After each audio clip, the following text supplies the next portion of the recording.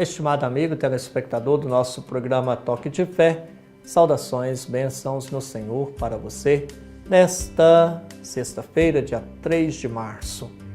Para os cristãos, o jejum é a expressão do desejo de conversão, sinal de solidariedade e de partilha e proposta de justiça. Aprendemos do próprio Jesus o jeito e o momento certo de fazer jejum na nossa vida, de experimentar esta grande dádiva que o Pai do céu nos deixou e nos presenteou. Por isso devemos dizer e rezar com o Salmo 50. Ó Senhor, não desprezeis um coração arrependido.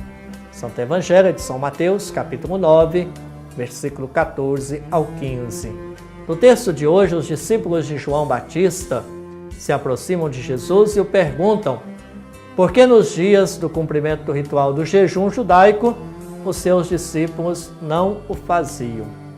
Vemos neste texto dois grandes grupos: o dos discípulos de João Batista, que estando preso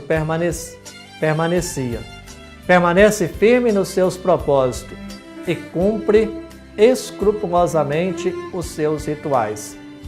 E o dos discípulos de Jesus, todos são fiéis à doutrina dos seus fundadores.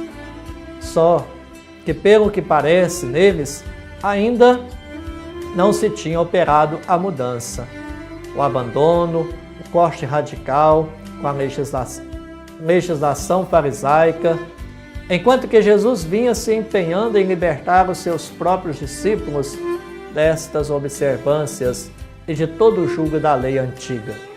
Pois o jejum que agrada a Deus não consiste, porventura, em repartir teu alimento com o faminto, em dar abrigo aos infelizes sem asilo, em vestir os maltrapilhos? Então sim, a tua luz irromperia como outrora aos seus discípulos, e tuas feridas não tardariam a cicatrizar-se. Então, a luz da boa consciência resplandecerá diante de Deus e dos homens, e a ferida do pecado será curada pelo verdadeiro amor para com Deus e os irmãos. Os discípulos de João Batista, admirados de que os de Jesus não observavam, como eles, o jejum sagrado, interrogaram um dia o Mestre a este respeito. E Jesus responde: podem, porventura, os convidados às núpcias afligirem-se enquanto o esposo está com eles? Mateus 9, versículo 15. Para os hebreus, era o jejum sinal de dor, de penitência, observado especialmente nas épocas de calamidades, para implorar a misericórdia de Deus, ou para exprimir arrependimento dos pecados. Mas agora que o Filho de Deus encontra-se na terra celebrando as suas núpcias com a humanidade, parece o jejum um contrassenso. Aos discípulos de Jesus destina-se a alegria em vez do pranto. O próprio Cristo veio libertar-nos do pecado. Por isso a salvação deles não consiste tanto em penitências corporais, como em se abrirem totalmente à palavra e à graça do Salvador. Todavia, não pretendeu Jesus, de modo algum, eliminar o jejum. Ao contrário, ele mesmo já havia ensinado com que pureza de intenção deveriam praticá-lo, fugindo de toda espécie de ostentação com o fim de atrair os louvores alheios.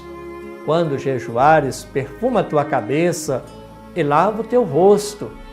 Assim não perecerá aos homens que estás jejuando. E teu Pai, que vê o que se passa em segredo, recompensar-te-á por esse ato. E depois aos discípulos do Batista, diz o Senhor: dias virão em que lhes será tirado o esposo, e eles então farão jejum. Em Jesus somos convidados para as núpcias do Cordeiro de Deus de amor. A referência à retirada do noivo e ao retorno ao jejum é uma interpretação tardia dos discípulos de Jesus, que, como os discípulos de João, regrediram a algumas práticas do antigo judaísmo. A Quaresma é um tempo de fortalecimento na implantação e consolidação da justiça no mundo e de reencontro com Jesus, comunicador de felicidade, de alegria e de vida. Busquemos, pois, experimentar a graça de Deus, fazendo a experiência do santo jejum em nossa vida como sinal de purificação e de crescimento na graça de Deus. Bom final de semana para você, a bênção e a proteção do Senhor Jesus. Em nome do Pai, do Filho e do Espírito Santo. Amém. Até segunda-feira, se Deus quiser.